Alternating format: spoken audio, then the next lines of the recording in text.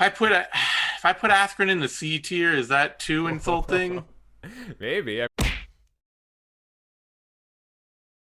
What up, Fightful fam? Shakiel Mahjouri here today with Bloody Elbow Zane Simon, and we are going to rank Jorge Masvidal's UFC opponents. I think there's 21 of them, ahead of his rematch versus Kamaru Usman at UFC 261. Zane, thank you for being in the firing line here. I'm going to operate as more of a playmaker for my own safety and let you sort of take the wheel here. Are you nervous, or at this point, are you Teflon when it comes to people's opinions of how you view fights? Well, I got to ask first, who am I replacing? I know I got called up on last minute. Who is supposed to be in my place today? I mean, I don't want to out them publicly, but I'll tell you afterwards. Okay. I'll tell you afterwards. Well, I mean, I'm not. There's no shame. No, there's no shame. It was I was hoping for it to either be Tim Means, because he's actually the first person to ever fight Jorge in the UFC, or Max Payne Griffin. Unfortunately, it just did not pan out for. Well, I got big shoes to fill. Then that's all. I wanted to know just how big of shoes I had to fill. That's it. Because now I feel nervous. Now I'm a little. Before not bothered. I shouldn't have asked. Now I'm just a little bit like, man, I gotta outdo Tim Means here today. Yeah. Well, give it your best shot, and we're gonna get started. We're gonna go in alphabetical order, just to make things easy. You got to scale from S to D. I don't know why S is the universal sign of A+. It just appears to be. It's a video game thing, right? Like Turbo. It's S class. It's the Street Fighter. Yeah. So there we are, and we'll begin with a personal favorite of mine, just in terms of him as a character in the sport. Raging Ally Iaquinta. Where are we going to put these? Now, I'll let you sort of decide the criteria. I generally view it as a overall body of work through their entire MMA careers, but if you want to operate under a different list of circumstances, that is your prerogative. Man, this is so unfair. Starting me out with Iaquinta, because that's, he's a tough one, because he's fought all the way up to the point of for a UFC title belt, but has also been, really struggled to maintain a spot in the top of the UFC lightweight division against other elite opponents. I'm going to put Al as a B. Okay. B class. And as we start seeing how these shape out relative to one another, you have lifelines here. You can move people around. Don't think these are put in stone. Yep. And so I think now we kind of have the beginnings of a benchmark. So with Al at a B, you say, fought all the way up to a title, but has struggled through various portions of the rankings. Where do we view Ben Askren? Multi-company world champ, but kind of a flop in terms of a UFC career. Yeah. If I put Askren in the C tier, is that too insulting? Maybe. I mean, let's revisit this after Saturday night's boxing match versus Jake Paul. Askren's obviously, he's a really good, decent, high-level competitor, but he got to the UFC without a striking game and then got outboxed by Demian Maia. We all saw that. I don't care about the Jorge Masvidal knee thing, but I'm gonna put Askren in the C tier for now. Wow, okay. For now, giving Ally Iaquinta the heads up there. Okay, interesting. I think I would have put a little more respect on Ben's game personally, maybe B, just to account for his accomplishments outside of UFC. But I think that's fair. At the top of the at the higher levels of the sport, he really didn't offer much. Benson Henderson, former UFC champ, now Bellator thing. What are we doing with Benson Henderson? Clearly that's got to be an A class too. I'm also judging at the time that they fought. Yeah. He fought Ben Henderson. Ben in 2015, still very much the prime of Henderson's career, coming off of not that far removed, only a couple years removed from losing the UFC title, had still beat some great fighters. I got a lot of respect for Henderson at that point in his career. So that to me is an A class. Okay. Moving on. Now, I don't have the names in front of me, but if I'm not mistaken, that's Cezar Ferreira. This is why I like when we do this, like a Jorge Masvidal. When we did this with Kamaru Usman, there was just so many top guys because was sort of in that predicament Yeah. where no one wanted to accept the fight with him, but he had to move up the ladder. With Jorge, we've seen a guy who's been labeled a journeyman, been labeled the BMF, been labeled the prospect, and so I feel like this is possibly the best list we're doing because there's such a wide range. There's a big sample size, so. And, as we start filling this out, you might realize maybe Ben needs to be a bit higher in relation to some of these other characters, but what are we doing with Ferreira? Ferreira's got. I mean, if Askren's a C, then Ferreira has to be a D. Like, there's no two ways to spin that at that point. Poor Mutante. Is he still in the UFC? Who Ferreira? Yeah. No. No, okay, I can't even keep track anymore. Speaking of someone I know isn't in the UFC, I think he's with Ryzen now. Daron Cruickshank. When he's on, it's a lot of fun to watch, but it's not as frequently as one would hope. Yeah. I mean, I love that he's been able to reinvent his career with Ryzen, be a lot of fun, just be like a guy with a huge personality that gets people invested in his fights, comes out with all the like American, almost pro wrestling gear kind of stuff. I'm also gonna go D, though. And so this is where it's gonna get a little complicated. We will also order these within each category. So if you think Darren's better than Cezar, we'll put him on the left. Otherwise, we put him on the right. What are we gonna do? Got to be on the right of Ferreira. Moving on, the guy that Israel Adesanya wishes he could fight for the middleweight title if Darren could just get in there and win. What do we make of Darren Till? Sort of. He's in the B class. Right? Sorry, what class? He's got to be in the B class. He's right there with Iaquinta, guy who's got to a title fight, got pretty badly outclassed, has lost to some other elite opponents. Probably just before both entertaining. It's a tough choice because when Iaquinta fought Jorge Masvidal, he was a lot more on the rise, fighting all the time, looking great. When Darren Till fought Jorge Masvidal, he's very much in the same place. I will put Till on the left for now. Okay, that's fair. We'll see. I feel like Darren Till's best days may still be ahead of him, so yeah, we can put that into account. Hey, you mentioned him earlier, a world-class boxer as far as Ben Askren is concerned. What are we doing with jiu-jitsu legend Demian Maia? Demian Maia's got to be an A class. On the right of Henderson. He didn't ever win a UFC title, but the fact that he was able to fight for the belt twice over like a decade apart, fight for the title against Anderson Silva in the prime of Anderson Silva's career, and then fight for the title again against Tyron Woodley in the top of so far apart too. Yeah, like dude has been too elite for too long. You can't ever discount Demian Maia. Yeah, I think that's the right call. It was in UFC Vancouver. I was there when he made short work of Carlos Condit, much to my disapproval because the Natural Born Killer is probably my all-time favorite fighter. But, you win some and lose some. It's the heartache of this game. Donald Cowboy Cerrone. So this will be an interesting test of what you value because we're talking about in terms of sort of overall career experience, possibly one of the you know what I say when I mean one of the best, but at the top of the game hasn't been able to replicate that success. So how much do you value Cowboy's body of work? He's a B class on the right of Iaquinta. I got to use the MMA math here. Iaquinta beat Donald Cerrone. No, Donald Cerrone beat Cerrone he's on the left of Iaquinta. That's right. Cerrone beat Iaquinta, so Cerrone's got to be a higher. He's got to be higher in the tier. And Till beat Cerrone. So we're really just, You're mathing it up here?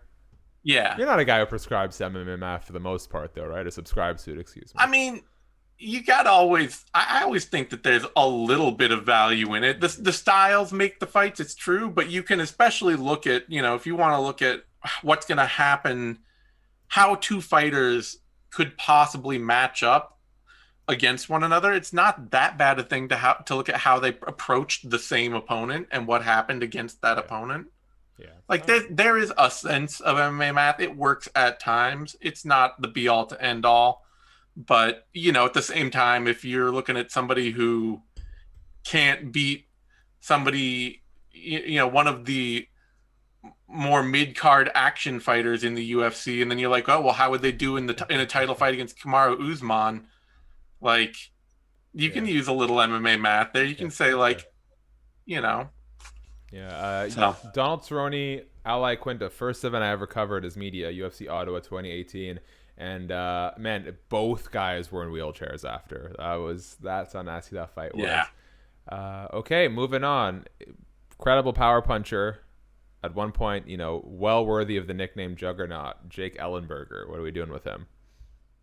C class, right to the right of Ben Askren. Okay, I think that's fair. Any? Why would you put Jake like a notch above the Daron Cruickshanks and Cezar Ferreira?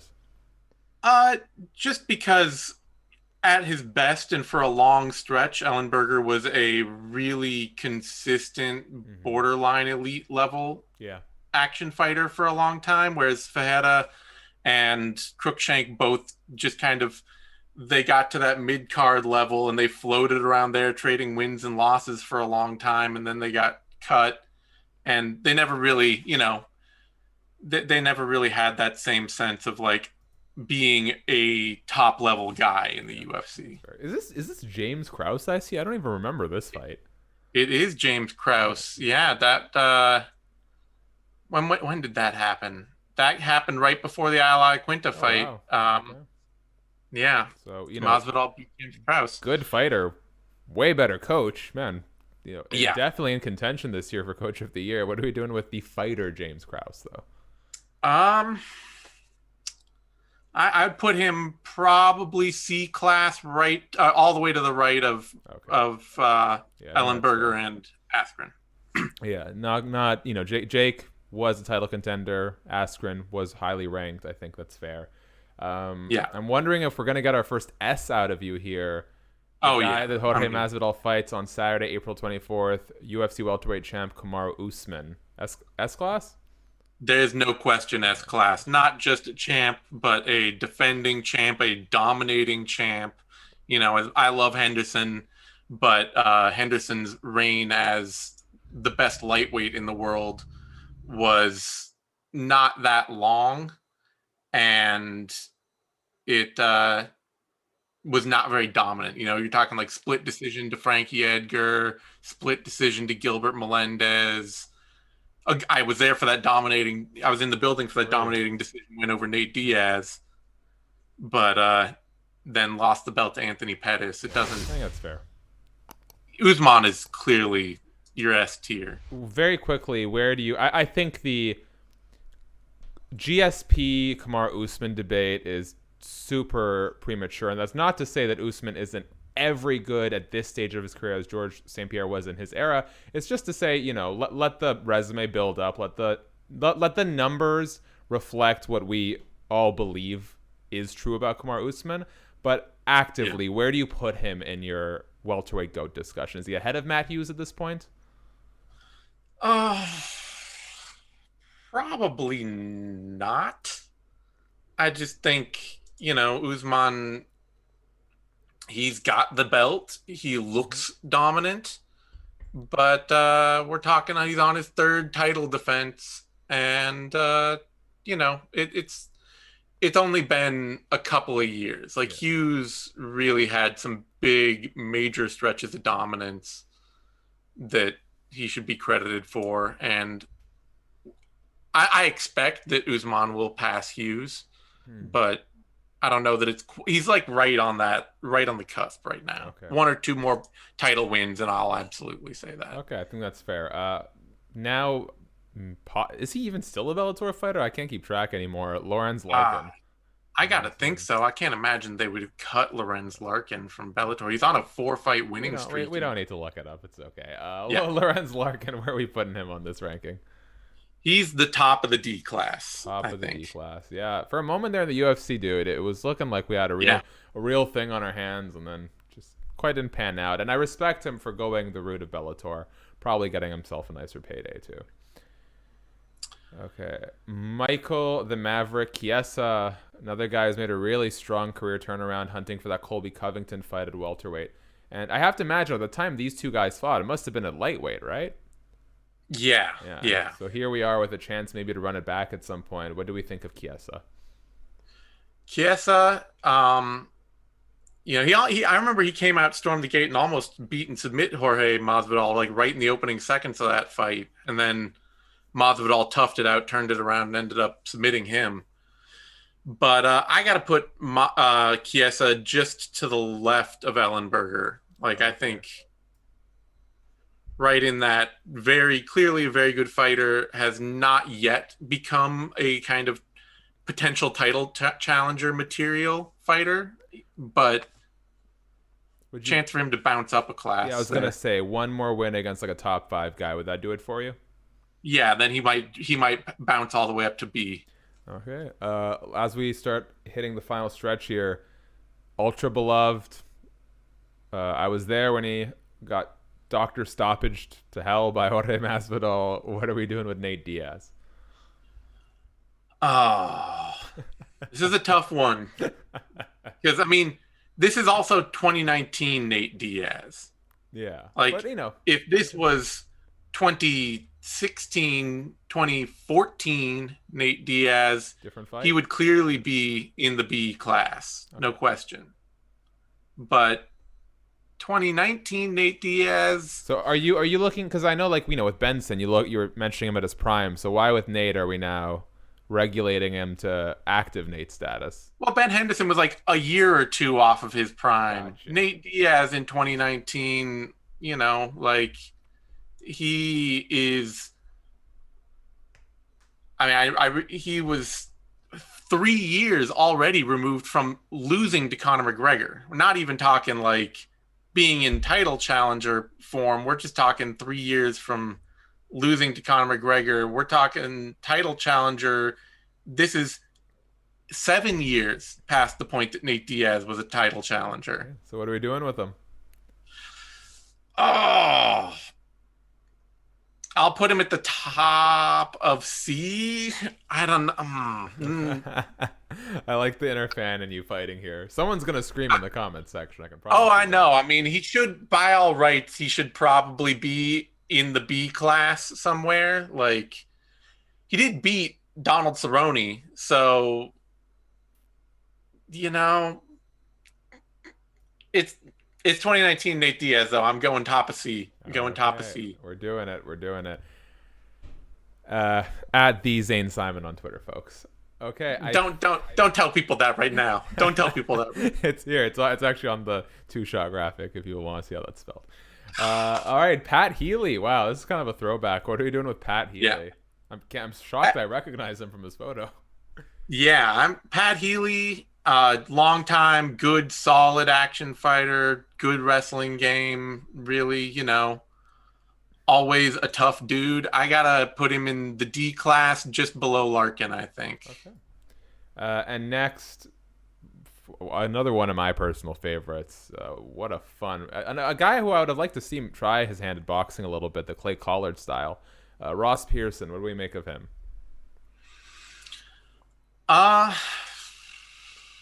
Ross Pearson, I would go bump him above Pat Healy, I think, in that same D class, maybe. Okay. And just yeah. Right, he's all right on the cusp of C, just like Larkin is, okay. Where if we're really talking about UFC career, Pearson, always a fun action fighter, but never really got that close to being a contender. Yeah, I think that's fair. Next, the man who, if I had grudges in MMA, I would have one with, Rustam Khabilov, who stole a decision from my old Bloody Elbow Pull No Punches podcast co-host, Keishan Johnson. What are we doing with Rustam Khabilov? Khabilov, I got to go C, bottom of C, I think. Okay. Behind James Krause? He's super good. He's super consistent winning fighter, but he just hasn't. He was never like it felt like an exciting or dangerous opponent. Do you think the only rebuttal I have here is, do you think he should be ahead of James Krause at all?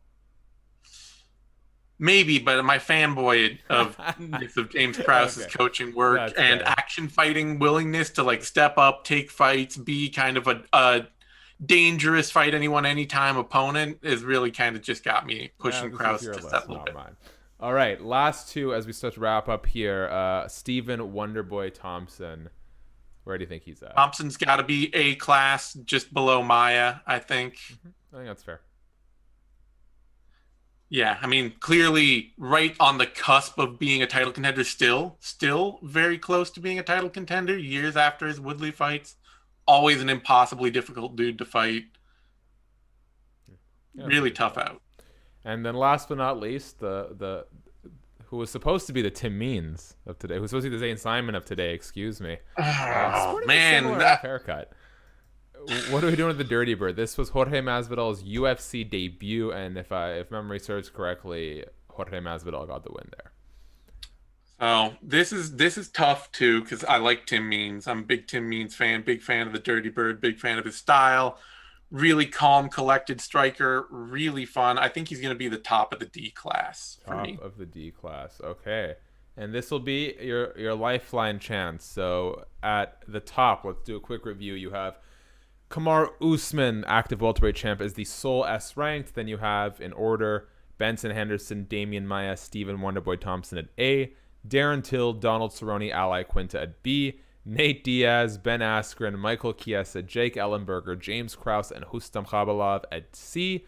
And the D category, we have Tim Means, Lorenz Larkin, Ross Pearson, Pat Healy, Cezar Ferreira, and Daron Cruickshank. Are you locking in these answers? Oh, I think I gotta be fair and bump. I think looking at this all laid out now, I gotta be fair and bump Diaz and Askren both up to B. Okay. I think that's only fair for Askren, his body of work outside the UFC, being such a long time unbeaten fighter, even if he was super one-dimensional. I got to be fair on that. And then Diaz, he may not be the same guy he was a few years ago. He may not be still quite the elite level action fighter he was, but he's been around. He's been a high level, difficult opponent for years and years, and I got to give that a little more credit. I like it. I think this might be the first time anyone who's done this with me has ever actually changed their answers. So credit to you, Zane, for seeing the error of your ways. Yeah, well, know. And that is our list, guys. Well, I'll let you look at it one last time. Usman, Henderson, Demian Maia, Wonderboy, and onwards. You can pause if you need to. Otherwise, we've ran 20 minutes. I think that's plenty. Zane, can you please let the people know where they can find you? Plug away. Find me on Twitter at @TheZaneSimon, unless you want to argue with me about Diaz and Iaquinta and Askren. Don't find me then. Otherwise, you can find me at bloodyelbow.com. And obviously over on our podcast channel, Bloody Elbow Presents, on SoundCloud, YouTube, iTunes, Spotify, Stitcher. That's where I do the MMA Vivisection and the 6-round post-fight show. Yeah, man. Talk about consistency. I remember where the Bloody Elbow podcast were at when I was there, and every time I look, the numbers are really ticking up on a regular basis. So congratulations to you guys. Keep it going. Please go check out all the great work Bloody Elbow does. As for me, you can find me on Twitter at Shaq_Fu. It's there on the screen. Follow us over at Fightful.com/MMA or FightfulMMA.com. Subscribe, thumbs up, notification bell, all that helps. I'll be a little absent this weekend celebrating my girlfriend's birthday, but Sean Ross Sapp will have an Askren versus Paul watch-along over at Fightful Pro Wrestling. We'll have all your coverage. The staff really picking up the workload, so thanks to them. We'll see you next time. Time for that crappy outro, so stay tuned for everything Fightful. It's so delightful. Peace out.